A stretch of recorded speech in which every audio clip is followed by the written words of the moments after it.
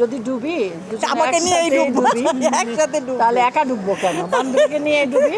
প্রচারণা ভালোই চলছে, নমিনেশন নিয়েছি। এখন পাশ করলে তখন ভালো লাগবে যে না, যেই কাজের জন্য যে উদ্দেশ্যে আমরা নমিনেশন নিয়েছি শিল্পী সমিতির পক্ষে, যেমন আরমান মুক্তির পক্ষ থেকে, প্যানেল থেকে, তাহলে পাশ করলেই সে কাজগুলো আমরা করতে পারবো। জয়ের আশা তো 100%। এর আগে এরকম কোনো প্রতিশ্রুতি দেওয়া হয়নি, এই ধরনের কোনো কথা ওঠেনি। তখন এই ফিল্মের অবস্থা এত খারাপ ছিল না, কাজ সবাই করত। তবে এবার এটা বেশি জোরদার হয়েছে যে মানুষ হসপিটালে যায়, টাকার জন্য চিকিৎসা করতে পারে না। যারা আছে অসহায় শিল্পী, তারা তো এটার উপরই নির্ভরশীল। তো তারা কাজ পাচ্ছে না বিধায় তারা খাদ্য পাচ্ছে না। তো এটা নিয়ে চিন্তা ভাবনা এবার বেশি। তো পাস না করে কিছু বলা যাবে না, পাস করলে সবাই মিলে একটা প্যানেল থেকে আসলে এটা করা যাবে। তা আমি এখন বলবো পরে হবে না, বা আমার একার পক্ষেও সম্ভব না। এটা একটা সমিতিগত ব্যাপার, সবাইকে বসে সম্মিলিতভাবে করতে হবে সংগঠনের। ফেরিনা বল কেন? আসলে আমি কিন্তু পরে আসছি, ও আমাকে জোর করে নিয়ে আসছে। একটা প্যানেল থেকে তো নির্বাচন করতে হবে। তো আমার বাসায় আরমান ভাই, মুক্তি, অভি, শবনম পারভিন, চূর্ণ এবং কমলদা, ওনারা একদিন গেলেন তো জিজ্ঞেস করতে। প্রথমে ফোন করেছিলেন নির্বাচন করবে কি না। আমি বলছি না, সেরকম চিন্তাধারা নেই এখন আমার। বাসায় গিয়ে বোঝালো, বলল যে না, আপনাদের মতো শিল্পীদের আসতে হবে, হ্যাঁ, কাজ করতে হবে। কারণ সিনিয়র শিল্পীরা না আসলে অনেক কথাই, অনেক প্রবলেম যেটা আমরা বুঝি সেটা তো করা সম্ভব হবে না। তো তাদের অনুরোধে, আরমান ভাই, মুক্তি, ওদের অনুরোধেই আমি আরমান মুক্তি প্যানেলে যোগ দিয়েছি। আর আমার ব্যাপারটা হচ্ছে, আমাকে রিনা ফোন করে বলল, আমি তো আগাগোড়াই ইলেকশন করার দিকে খুব একটা আমার ঝুঁক ছিল না কোনো দিনই। ও আমাকে বললো, ফোন দিয়ে বললো, একটা কথা বলবি না, তাকে ইলেকশন করতে হবে। কোথায়?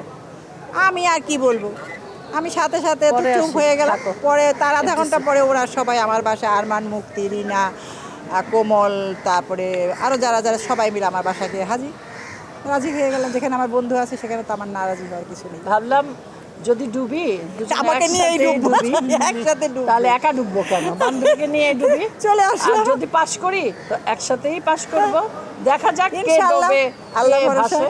যারা এখন ইলেকশন করছে তারা কিন্তু আগে ইলেকশন তেমন একটা করে নাই, অনেকেই করে নাই, এরা নতুন। এই যে শিবাস ভাই আর জয় সরকার, এরাও নতুন। আরমান, মুক্তি, এরাও নতুন। এই প্যানেল দুইটাই নতুন না, আরমান ভাই অনেক করেছে। না, আরমান ভাই করলো মানে এই পদে আর কি, এইখানে পদে আসেনি। এখানে এই যা প্যানেলের মধ্যে যারা আছে, একজন দুইজন হয়তো আগে ইলেকশন করছে, বাকি সবাই মানে নতুন করে জয়েন করছে। তুই তো করছিস না? আরমান ভাই প্রথম থেকেই ছিল, আর এখানে অনেকে, কমলদা, চূন্য, অনেকে প্রথম থেকে ছিল। আর আমি বহুবার ইলেকশন করেছি। হ্যাঁ, আমি করি না, এটা আমার প্রথম না। হ্যাঁ, ওর অনেকবার। হ্যাঁ, তো আমি এর আগে বিনা প্রতিদ্বন্দ্বিতায়ও পাশ করেছি, ইলেকশন করেও পাশ করেছি, আবার একবার হেরেছিও। এমন না যে 4 বার পাশ করেছি, একবার হয়েছে, হতেই পারে। এগুলো নিয়ে আমার কোনো মাথা ব্যথা নেই, হার জিত থাকবেই। না, এত হবে না হয়তো খরচ বলতে, এই যে আমরা দুপুরে সবাইকে খাওয়ানো হচ্ছে, তারপরে একটা মিলাদ অনুষ্ঠান, এই যে যাওয়া আসা, ব্যান্ড পার্টি, তারপরে এই সব মিলেই খরচটা। আবার নির্বাচনের নমিনেশনের পেপারগুলো জমা দিতে হয়, এখানে একটা খরচ হয়ে যায়।